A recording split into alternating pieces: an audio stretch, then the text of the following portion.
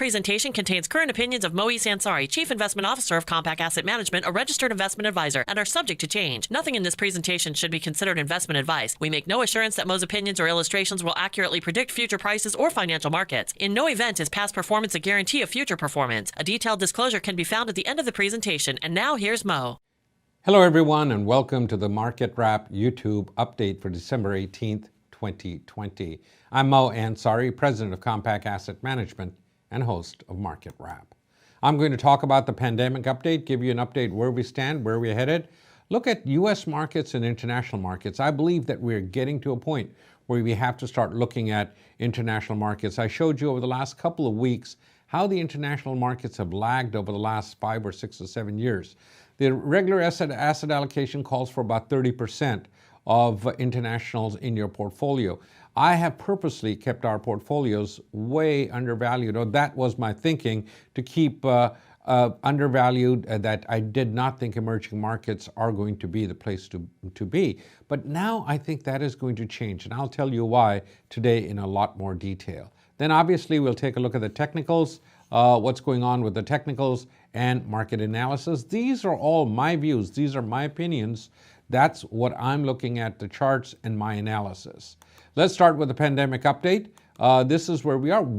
There's good news and bad news. One of the good news is that flu, I had mentioned a few months ago, I thought the flu, everybody was talking about how the flu is going to combine with COVID and it's going to make it a lot worse. Well, the flu numbers this year are exceptionally low. If you look at the last 5 years, we are a minuscule amount of flu because so many people are washing their hands, so many people are social distancing, a lot of us are wearing masks. So with all of that combined, the good news is this year's flu is not a big problem. But unfortunately, COVID, as I'd mentioned about a few weeks ago, that the Thanksgiving surge is going to, about a month ago now that we talked about the surge from Thanksgiving will hit somewhere in the middle of December.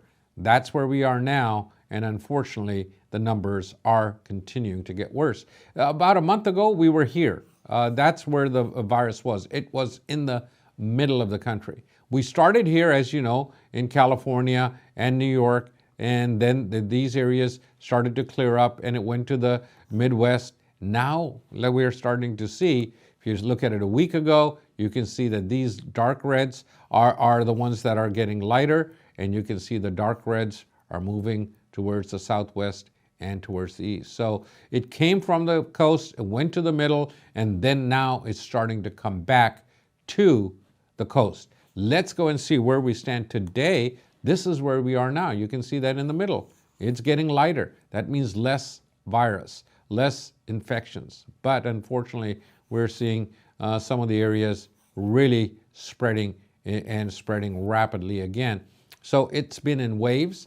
Now we're looking at the next Christmas wave, unfortunately, or fortunately. Hopefully a lot of people are going to be cautious and be very careful during the Christmas holiday. Because if we do see people, again, large gatherings during Christmas, which is tradition, everybody likes to see family and enjoy the get-togethers and all of the holiday celebrations. But if we get that, then 4 weeks down the road, middle of January, again, we could see another surge, and it might move back towards the middle. But unfortunately, when you're looking at California, the hospital ICU utilization is at 100% in Los Angeles. It's we're starting to set up outside tents now and things like those because the ICUs are absolutely full. That is the problem that we see with COVID now. But market is looking beyond COVID. I don't know if it's gotten ahead of itself and because of the vaccines, and that's where we are. And I'll talk about the vaccines in a minute. Last week, we had an average of about 224,000 cases. That was the average that we were looking at that time. It was up, 2-week trend was up 27.6%. You look at this week, now our cases are at 233, but you can see this line is starting to go sideways a little bit, which is good news. It's not going straight up like we had seen. And the trend is starting to come back down, and you can see 2-week trend. Increase in virus is only 20%. But we're increasing from very large numbers. That is unfortunately the situation. We are getting lockdowns again in a lot of different areas. We're starting to see mandatory lockdowns, indoor dinings, etc. Again, the biggest problem with this is lives over livelihoods. But if we do close down, it affects livelihoods. And this is nothing of their doing.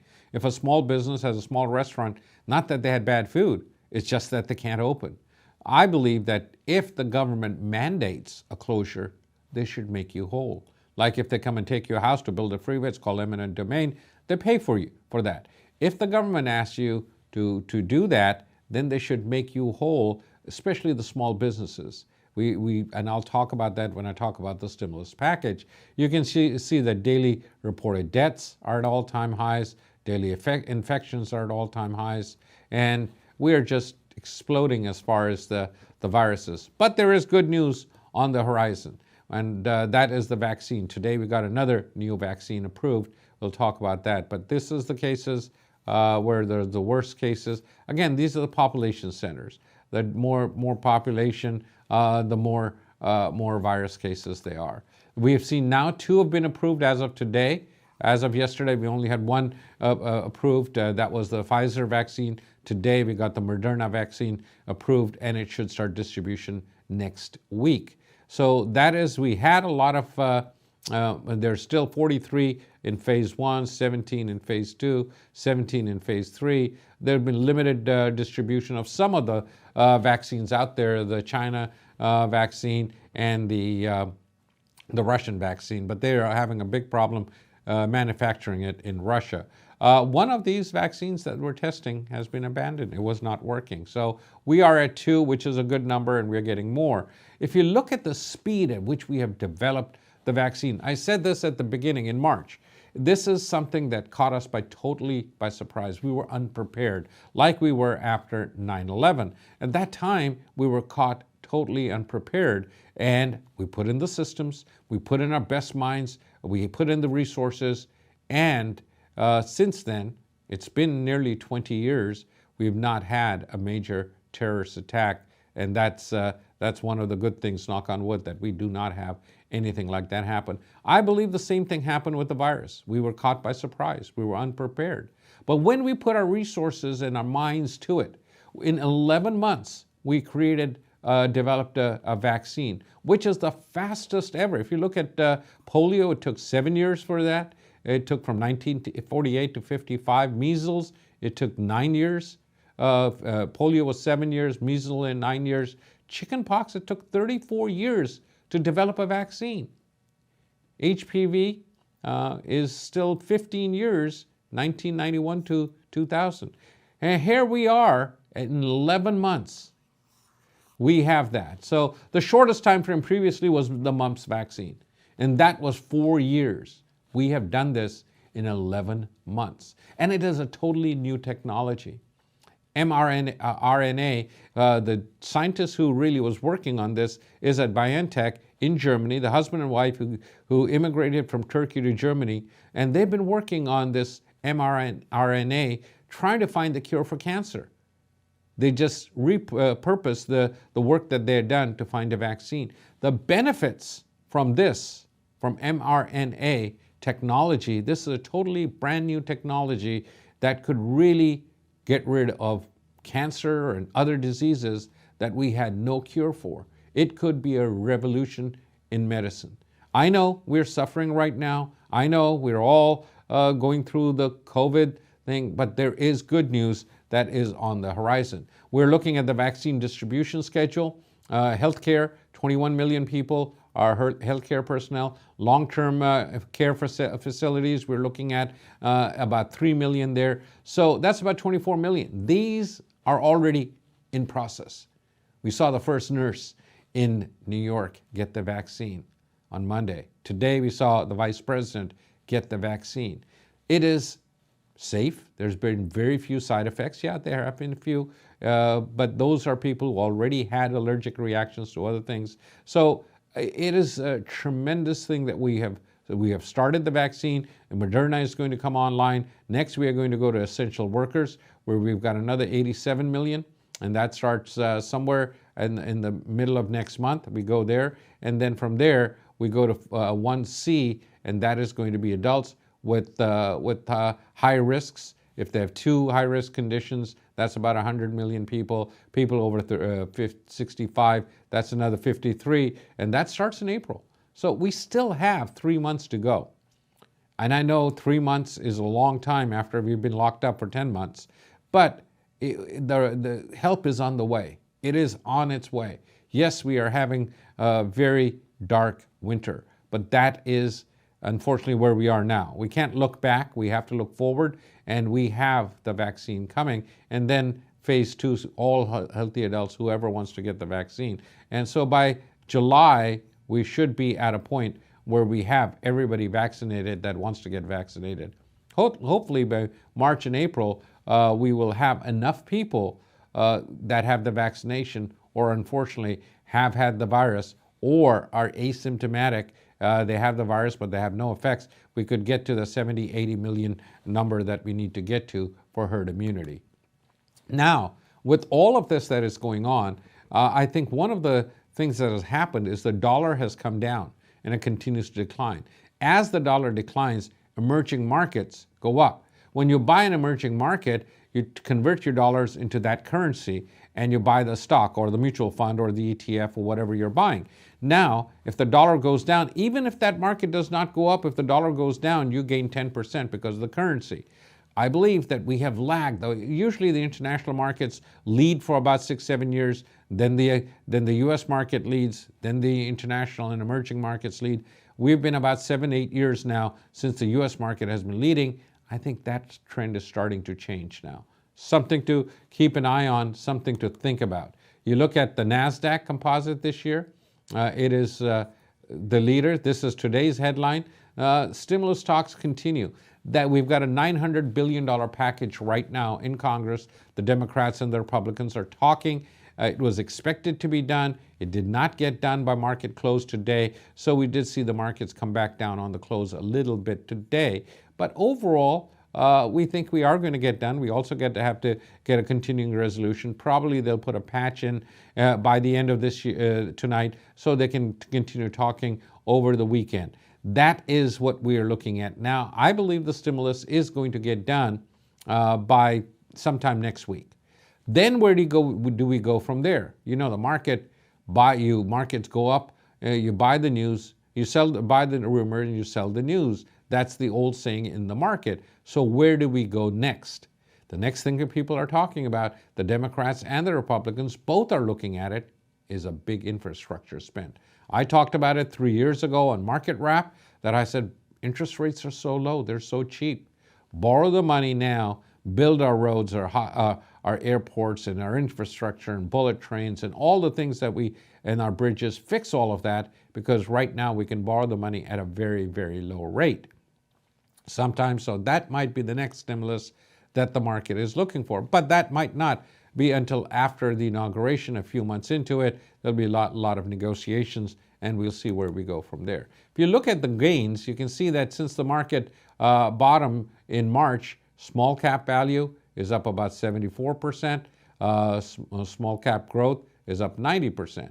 You look at, on the other hand, large cap growth is up a lot more. That's what we're looking at. Value is where it is right now. Small cap value is what I would be looking at. Here's a chart going back since March. You can see the U.S. market is at top. This is from the March bottom. You can see where everything came down, and you can see that the U.S. market has been leading, followed by emerging market Asia, which is really China.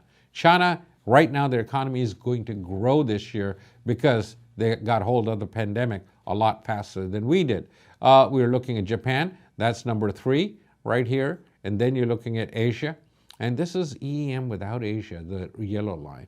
And I think that's something to really think about and look at. And U.S. value is right there too. So when you look at U.S. value in orange and U.S. growth, there is a big difference between those two. I think that's going to compress as we go forward, as we saw this month. So far, U.S. small cap stocks are going up a lot more. Here's another chart that shows you emerging market valuations compared to the U.S. market valuations. The PE, the valuations, the PE, we're at 21.8 here in the U.S. This is as of the end of last month, and then we're looking at the PE on the emerging markets, and that is at 16.5. So it's a much better value right now. There are more good value small cap international stocks out there. So that should do very well. I believe that this difference right here is going to compress. These markets might go up faster. These might not come down or just go sideways for a period of time. If you look at, again, the valuations, this is the average, 25-year average, and this is where the market is now. That's the U.S. This is developed markets. This is where the average is, and this is where the market is. This is Europe. This is where the average is. This is where the market is. Japan is one, but it has been sitting there for 20 years. They've got a lot of other issues besides growth. I think it's demographics. But then you look at emerging markets. You can see the average is up here, and the market is lower. This is the only one that is the one that is lower than its 25-year average. So that's why I think it's a better value right now. But you have to do a lot of looking. You have to do your homework. You have to make sure this fits into your risk. This portfolio fits into your risk profile. It fits into your particular what you're trying to accomplish, how old you are. All of those different variables go into determining what kind of portfolio you should have. And that's one of the things we do right here in Compak. That's where we do the show you an asset allocation. We find your risk number. We find your emotional risk number. And then we match it and show you a portfolio that matches that. Simply go to compak.com and get started. If you click on that button, that's all you have to do, and you will get a free review of your portfolio. This is, again, small cap versus large cap. Again, the valuations are better. Here is an interesting chart, the RSI. You can see that it was just sitting around, came down here, and was going sideways for a period of time. But this month, it has just exploded to the upside. That means the RSI, the relative strength of the Russell to the S&P, the Russell is doing better. So, good ideas that you can look to implement. These might be for you, might not be for you. Again, you have to talk to your financial advisor to make sure these are what fit into your particular, but you might want to lighten up on technology. Go to equal weighted S&P 500 or the Dow. You can cut back on a little bit of U.S. large cap. Look at the Russell. Look at U.S. mid cap. Look at emerging markets. I've been talking about this for the last month, and now you can see that it's starting to gain momentum. As you know, I don't like to, a lot of things we can make a lot of assumptions, but you don't want to move on what you think might happen. You want to wait until you see it is happening. That's when you start changing your portfolio and making the decisions on what sectors. Remember, people say, I'm going to buy this, I'm going to sell this, I'm going to buy this, I'm going to sell this. It's not timing the market. It's time in the market with the correct allocations, with the right stocks, doing your homework, looking at the valuations, looking at the fundamentals, looking at the technicals, combining all of that. That's what you have to do. In the bond world, you might want to go from U.S. corporates and to governments to start looking at emerging market and high-yield bonds. Those are high-yield bonds are, as you know, I've talked about this on the market wrap for years. It is the canary in the coal mine. That's what you want to see, how it works. Let's go and take a look at the charts. This is, again, it's a little bit longer, today's update, but my target, as I put out 3-4 weeks ago, 3,800, we're very, very close to it. We are getting 37 and change is where we are right now. This is a daily chart of the S&P, but we are getting to a fifth wave. That is usually the end of the move. That's the wave 1, 2, 3, 4, and this is wave 5. So that's what we're looking at. We are overextended a little bit. It's like a runner that has been running really fast, a sprinter. Sooner or later, you run out of breath. You've got to slow down or you've got to take a rest. I think the market might try to do that. From what level does it do it? You don't know. You're looking at a correction. You're looking at a pullback. That's what you don't want to be trading for. That's just part of the market. When the markets come down 5, 6, 7%, that is the price you pay for being in the equity markets and the returns you get. How much is your portfolio going to go down? Depends on your asset allocation when and if we do get a correction. Looking at the weekly chart of the S&P, there's an interesting chart right here. This was the target. We have just barely gone through it. If we extend, we could get to about 3,800. Then on the weekly charts, each one of these lines, green and red lines, is 1 week of trading. This goes back to 2016, and you can see the support levels that I've outlined on the downside if we do start a fourth wave pullback on the weekly charts. If we start that, it could last 3 or 4 or 5 weeks, 6 weeks, and then we start going up again. Are we going to get to 3,800 first and then come down to 3,500? Or how will that work if we go down to 3,500? We don't know. But at some point you are going to get a correction. And once we do, the people who overextended, people only in one side of the market, those people, unfortunately, market comes down 5, 6, 7, they lose 20, 25 because they're overly aggressive, they get pushed out, and then they start the whole process all over again. That is an exercise in futility. What you want to have is the right mix on allocation. Here's the Nasdaq daily, 12.8. I've talked about that for some time. Well, we're there today. We're right here, and this also happens to be a fifth wave.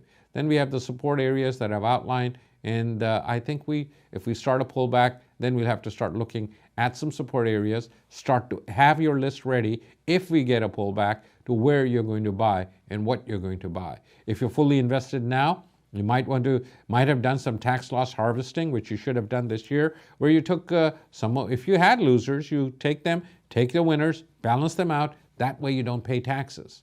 Taxes are just, if you save whatever amount of money in taxes, that's like earning that money. But somebody has to go through your process, through your allocation, through your portfolio, and make those adjustments in the meantime. Here's the weekly chart of the Nasdaq. Again, we're at the fifth wave, third wave. We could get a fourth wave pullback, and then we go off for the fifth wave. This could be next year, the year after, we don't know, but that's the targets on the upside. Gold had a very interesting few weeks. Here's a daily chart of gold. It went down, came back. This is really a weekly, I think, chart of gold. It is. It's not the daily. It's the weekly chart. And you can see each one of these. We hit a high. It came back and just kissed the 20-day moving average. We just bounced off of that. And now we're getting above 1,900. We're pushing that. If we can get above 1,900, I think still gold has a chance to get to this 21. This is the weekly gold chart that we're looking at, and this is again the 20-week moving average. You can see it came and kissed it, fourth wave pullback, and now we should start the fifth wave to the upside. What would cause gold to go up? Would be there more anxiety because of COVID? Do we get COVID spreading like wildfire, which it is now, and causes even more shutdowns, more anxiety? I don't know. You don't know what the fundamental story is, but that's what gold, and it might also cause the stock market to pull back. When the anxiety goes up, people move to safe havens. Gold is one of them. Looking at an interesting chart right here, a past performance obviously is no guarantee. This is my views. These are my opinions. We saw the previous high in the emerging markets. This was in 2018. We're getting very close to that. If we can break out above this, then we could head to this target, which is about 15% higher than where we are now. That's just in the short term. But you can see the market in emerging markets is starting to really gain momentum. Same thing with the Russell. This is a weekly chart again of the Russell. These were the highs, and about 3 weeks ago, we broke out above them. Looks like our targets are way up here. We could get somewhere a pullback, but if we do, again, I view those small caps, emerging markets, something that you need to look at. Do you buy small cap value? Do small cap growth? How do you go about determining that? That depends on your allocation, depends on your risk profile. Listen, emotionally how much risk you can take on, and depends on your time horizon. Thank you again. If you just subscribe, click on the bell right there that you see on your screen, and whenever I put out an update, you will be notified. So all you have to do is subscribe to these updates, and I will keep you. And thank you all. Hundreds upon hundreds of you have subscribed to this update. Again, thank you for doing that. Thank you for tuning in to the daily broadcast that I do every day. And you can simply get that also by going to the App Store and just going or click on that on the banner below, and that will get you or on your iPhone. You can always download the Market Wrap with Moe Ansari. That's all you type in, and that'll give you show you the app. Download the app. It is a free app, and that will get you the daily update, the daily Market Wrap opinions of what I'm thinking on a daily basis. Again, those are my opinions. If you would like, this is a great time to do a review for your portfolio. See where you are. If you were one of those people who went up and down and up and down, bought and sold, were in, were out, did all of that stuff, then you add it all up and you went nowhere. That's the difference. What you want to do is look at your portfolio, come up with the right risk. We are going to do, I will do a 1-hour Zoom call with you wherever you are in the world. We can set it up at time that's convenient. We can discuss your portfolio, your financial goals. We can do all of that and then give you a roadmap. Show you where to go, where you're headed, where you are now and where you want to go, and give you that roadmap. And all of that is free. The analysis is free, the roadmap is free, and it gives you at least some food for thought. Instead of trying to buy this and sell this and go up and go down and drive yourself crazy. Well, that's fun, but you want to really create wealth. And wealth is created by being in the market over long periods of time. Yes, we have bear markets. Yes, we have corrections. Yes, you have pullbacks.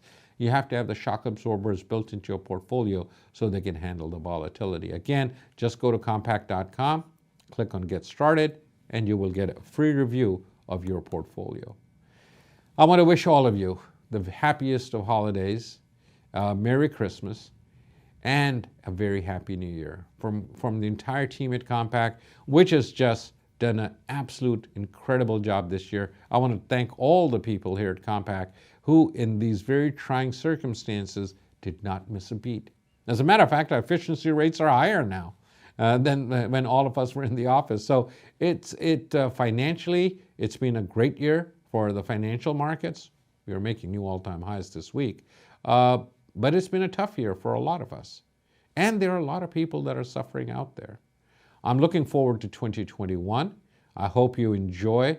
I'm looking forward to it. Hopefully all of the analysts' analysis will come true in 2021. We don't know, but we will see. But having the right portfolio and working on it every single day is what matters. Thank you again for joining me. I'm not going to do an update next week or the week after. It's Christmas and New Year's.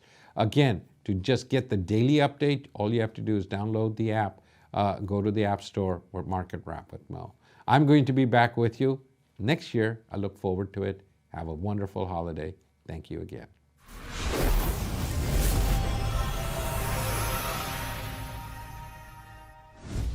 This presentation contains the current views and opinions of Moe Ansari, Chief Investment Officer of Compak Asset Management, a registered investment advisor. The views expressed are current only as of the date of this presentation and are subject to change. Nothing in this presentation should be considered investment advice, and nothing is personalized to any investor's individual circumstances. Compak Asset Management offers investment advice only after entering into an investment advisory agreement and gathering client-specific information about goals, objectives, financial status, and risk tolerance. This presentation uses terminology associated with technical analysis and provides charts to illustrate some of the concepts discussed. Technical analysis is a security analysis method with the goal of forecasting the direction of prices of securities or market indexes through the study of past market data, primarily price and volume. We make no assurance that past performance or the use of technical analysis will accurately predict future prices. Further, a risk of technical analysis is that over-focus on historical patterns could lead to ignoring or downplaying security-specific concerns, overall market or sector concerns, or other factors because we assume inaccurately that historical patterns will repeat themselves. In no event is past performance a guarantee of future performance.